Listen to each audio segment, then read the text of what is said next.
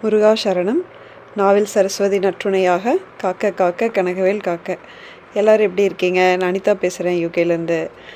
So இது ஆடி மாதம் கிருத்திகை நாளுக்கு நம்ம என்ன பண்ணலாம் அப்படிங்கிற வீடியோ தான் இது. இது வரைக்கும் நம்ம சேனலில் கூட்டு பாராயணத்தில் கலந்துக்காதவங்களாக இருந்தால் இதுக்கு முன்னாடி வீடியோ நீங்கள் பாருங்கள். எங்களோட அனுபவங்கள் அதில் போட்டிருப்போம். அதே மாதிரி சப்ஸ்கிரைப் பண்ணாதவங்க சப்ஸ்கிரைப் பண்ணிக்கோங்க. ஆடி மாதத்தில் வர ஒவ்வொரு நாளுமே விசேஷமானது நமக்கே தெரியும். அத்தனையும் பார்த்திங்கன்னா அம்பாளுக்கு அப்படின்னு சொல்லிட்டு தான் ஆடி மாதத்தில் வர ஒவ்வொரு நாளும் நம்ம விசேஷமாக கொண்டாடுவோம். கிட்டத்தட்ட ஆடி மாதத்தை ஃபுல்லாக அம்பாள் குத்தையை எடுத்துட்டாங்கன்னே சொல்லணும்.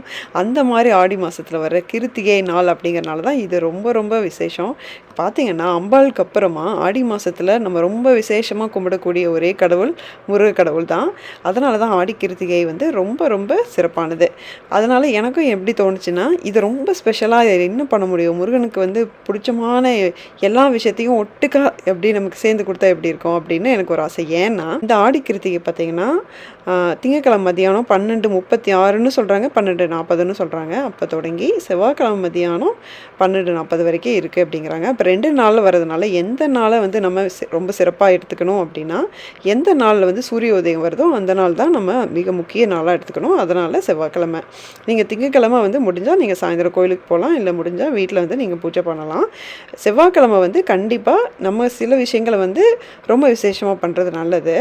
அது என்னென்ன அப்படின்னா, ஏன்னா அதில் ஆடி மாதம் வருது, கிருத்திகை வருது, முருகனுக்கு செவ்வாய் வருது, எல்லாமே வரதுனால ரொம்ப சூப்பர் டூப்பர் ஸ்பெஷல் அப்படின்னு சொல்லணும்.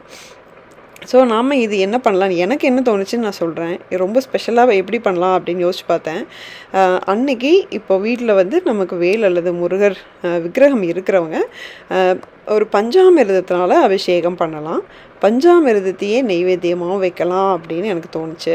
இப்போ நீங்கள் பஞ்சாமிர்தம் எப்படி பண்ணுறது நம்ம எல்லாமே தெரிஞ்சிருக்கோம் கண்டிப்பாக, இல்லையா?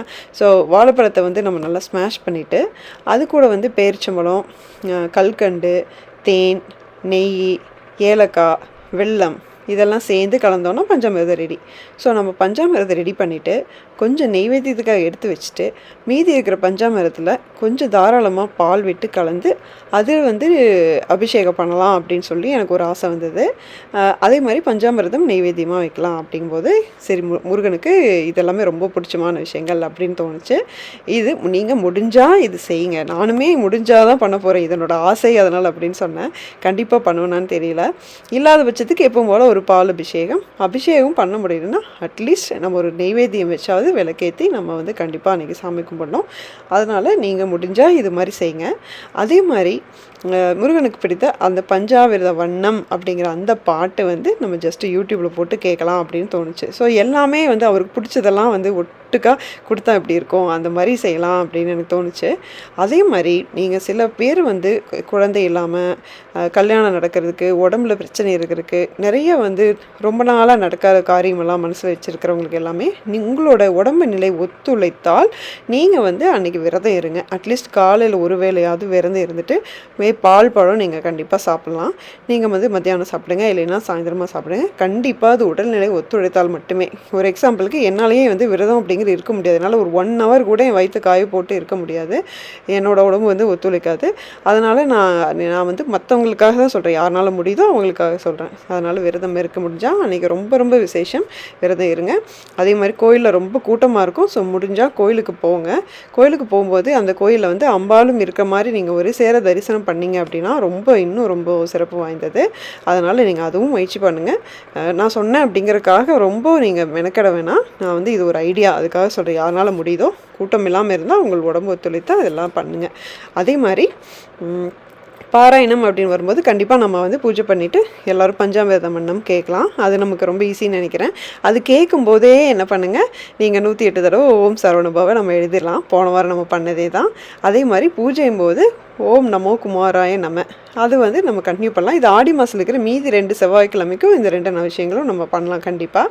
ஸோ இப்போ லிஸ்ட் என்னென்னா, பஞ்சாமிர்தம் அபிஷேகம் பண்ணுறோம், முடியாதவங்க பால் அபிஷேகம், பஞ்சாமிர்தம் நெய்வேத்தியம் வைக்கிறோம்.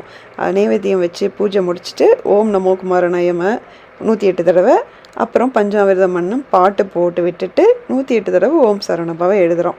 ஸோ ஸோ இது நம்ம எல்லாம் ஒன்றா சேர்ந்து செய்யும்போது நம்ம வேண்டுதல், நம்மளுடைய வேண்டுதலும் பலிக்கணும், நம்ம குடும்ப நலனுக்காகவும் சரி, இது எல்லாம் சேர்ந்து ஒன்றா எழுதுகிற பக்தர்கள் எல்லோருடைய வேண்டுதல் பலிக்கணும் அப்படின்னு வேண்டிக்கோங்க. கூட்டு பாராயணத்தை பொறுத்தளவுக்கும் என்னோட வேண்டுதல் எப்போவுமே ஒன்று தான். இது எல்லாம் ஒன்று சேர்ந்து செய்கிறவங்களோட வேண்டுதல் அத்தனையும் பலிக்கணும், முருகனோட கருணை அவங்களுக்கு தாராளமாக கிடைக்கணும் அப்படிங்கிறது இந்த நொடி நான் வீடியோ ரெக்கார்ட் பண்ணும்போதும் சரி, அந்த நாளன்னைக்கும் சரி, நான் அவரை ரொம்ப ரொம்ப உருகி கேட்டுக்கிறேன். இதில் ஏதாவது உங்களுக்கு கேள்வி இருந்தால் நீங்கள் கமெண்ட்டில் போடுங்க. நம்ம இதுக்கப்புறம் கம்யூனிட்டி போஸ்ட்டில் கண்டினியூ பண்ணலாம். முருகா சரணம்.